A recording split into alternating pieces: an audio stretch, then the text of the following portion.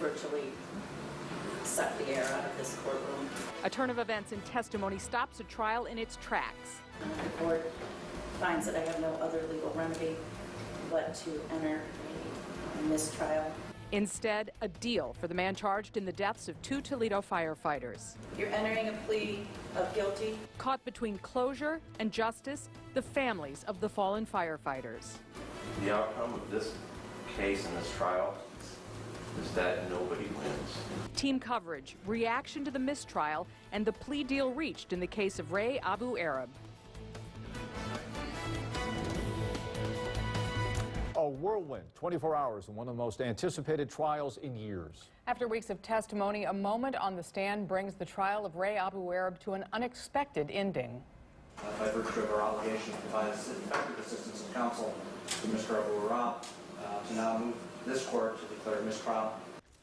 The judge accepting the motion for a mistrial, Abu Arab giving a thumbs up in the hall a day after the detective's testimony delayed proceedings. Abu Arab on trial for aggravated murder and arson in the 2014 fire that killed Private Stephen Mashinsky and Jamie Dickman. But today, Abu Arab entered an Alford plea to reduce charges. And here's what the plea entails. He is pleading guilty to 2 counts each of involuntary manslaughter and aggravated arson. His sentence, 20 years in prison, but he was credited for the time he's already spent in jail. He'll also have to register as an arson offender. And our team tracking the fallout from today's developments, the firefighters' families, and the fire department sharing their thoughts on the court's decision. But we want to start with how this all played out in the courtroom, and for that we turn to 13 ABC's Alexis Means. Well, the family was pretty disappointed today. This is not how they wanted this case to end. Last night, the witnesses' testimony was reviewed by the prosecutors, and then the prosecutor gave the family 2 options. You either go to another trial or go through another trial, or you allow Ray Abu Arab to take a plea agreement. They chose the plea agreement because they did not want to have to go through another trial. Because this wasn't an accident. This wasn't an act of God. This wasn't bad luck. This was a conscious decision made by a man for whatever warped and selfish reasons that made sense to him to start a fire in a garage in a building he owned. With that said, the judge sentenced Ray Abu Arab to 20 years in prison. The former carryout owner was offered a plea agreement after his case abruptly ended. The court finds that I have no other legal remedy but to enter a mistrial. On Wednesday, during testimony, a Toledo police sergeant made a costly statement. He was questioned about how he knew Ray Abu Arab was lying. I never viewed any of his interviews.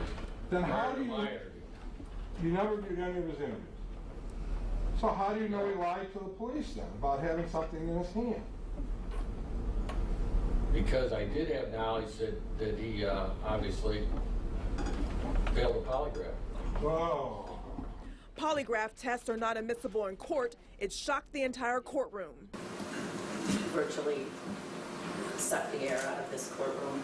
And left the victims' families emotionally broken, wondering if justice would be served for firefighters Jamie Dickman and Steve Mashinsky. Not one fireman or firewoman hasn't relived every moment of that day thousands of times. Overnight, the prosecution and defense team hammered out a deal so the firefighters and families of privates Dickman and Mashinsky could hopefully find some closure. I want you to understand that no punishment that I can give will ever be enough to make the Dickman or Mashinsky families whole. No punishment to you erases the horrors the firefighters witnessed that day. And the families told the judge that they have never seen an ounce of remorse from Ray Abu Arab. Back to you, Lee. All right, Alexis Means, thanks very much. It's taken more than 3 years to get to this point. All started Sunday, January 26th, 2014. Firefighters Mashinsky and Dickman trapped in that burning building on Magnolia.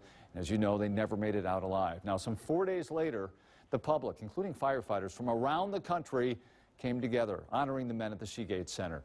And the next day, Abu Arab arrested and in February indicted. And after a number of court hearings, a slew of them, the death penalty taken off the table. The case went to trial April 24th, coming to that conclusion today. Diane.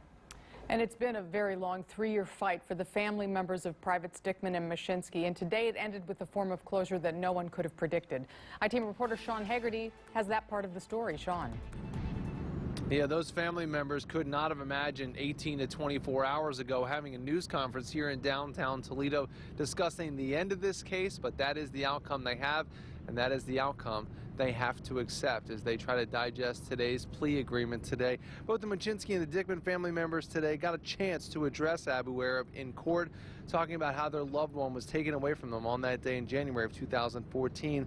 Libby Cheney, Dickman's sister, says it was a long fight, a fight that they took with their new family, the Toledo Fire family, the police family, Lucas County prosecutors as well. She admits this is not the outcome they wanted or expected, but it is the outcome they have. So we asked her, is this closure?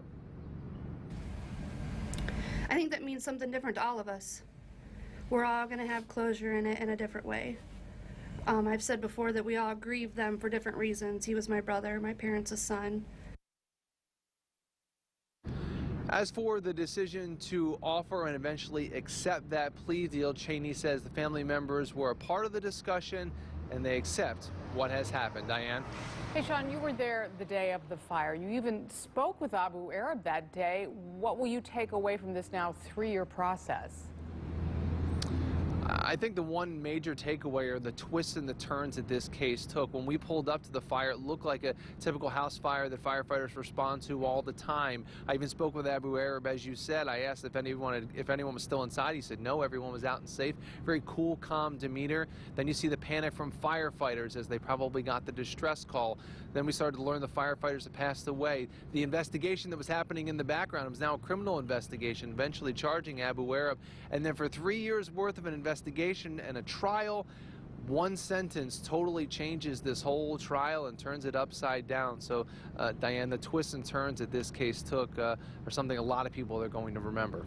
All right, Sean Haggerty, thanks for that report. And a lot of emotions during this trial today. Judge Stacy Cook, while addressing Abu Arab, was even driven to tears.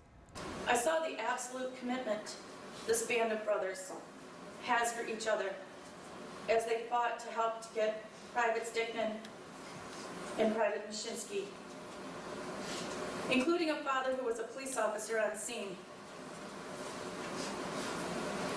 who looked his rookie firefighting son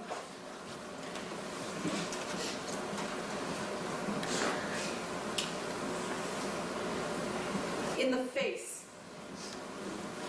and telling him, knowing the inferno he was about to enter, you have to go in and get your guys. So is it common for judges to let their emotions show? We asked UT Law professor Greg Gilchrist about that earlier today. I think it's not uncommon in a case like this because this is such an emotional case, right? And this is the moment of sentencing. This is where the community, through the judge, casts judgment on the person who committed this crime. Gilchrist also calls today's decisions a gut decision that is a punch in the gut for prosecutors because of the time spent preparing for this case. And fire and police leaders also talking about the outcome of this case today. 13 ABC's Lisa Guyton was at this afternoon's news conference, and she now joins us live. Lisa. Chief Santiago says he is not happy about how it all came to an end, but he accepts it. He says since the day firefighters Machynski and Dickman died, there's been a heavy weight on the shoulders and the hearts of everyone in the department. He says it's important to point out that even with that, the men and women have continued to do incredible work for the city of Toledo. He hopes the healing can begin with the end of this case. As you know, the case ended with a mistrial and a plea deal after the testimony of a Toledo police sergeant. We asked Chief George Kroll about that testimony. He points out that Sergeant Snyder has testified in hundreds of cases, and Snyder is devastated by what happened. This was not the way we intended this trial to end. As Chief of Police, I fully recognize and accept full responsibility for what happened in court yesterday. That being said, the detective sergeant who was on the stand told the truth. However, due to the rule of law, that particular truth was not allowed to be heard in open court. There was no malice or ill will in his heart, and he feels horrible, as do I and the entire Toledo Police Department. Chief Kroll adds that the department will learn from what happened and train to make sure it never happens again. Reporting live in downtown Toledo, Lisa Guyton, 13 ABC, Action News.